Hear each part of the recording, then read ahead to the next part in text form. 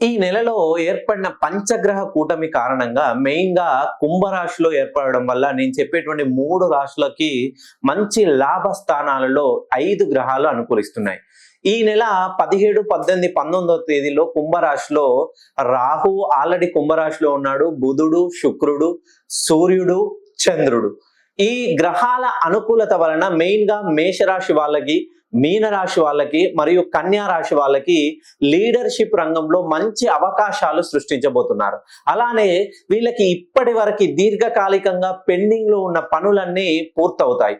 ఎవరికైతే డబ్బులు ఇచ్చి తిరిగి రాకుండా ఉన్నాయో, అలాగే దీర్ఘకాలికంగా కాంట్రాక్ట్లు పెండింగ్ లో ఉన్న ఏ పనులు పెండింగ్ లో ఉన్నా ఆ పనులు అనేది ఈ పంచగ్రహ కూటమి తర్వాత మీ పనులు అయ్యే అవకాశాలు చాలా ఎక్కువగా ఉన్నాయి.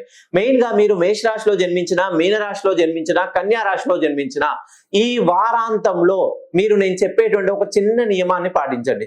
మీ దగ్గరలో గల సుబ్రహ్మణ్యేశ్వర స్వామి ఆలయ దర్శనము ఈ రాబోయే మంగళవారం రోజున మీరు ఆలయ దర్శనం చేసుకొని ఒక 11 ప్రదక్షిణాలు చేయండి. తర్వాత సుబ్రహ్మణ్యేశ్వర స్వామికి కొబ్బరి నీళ్లతో అభిషేకం చేయించండి.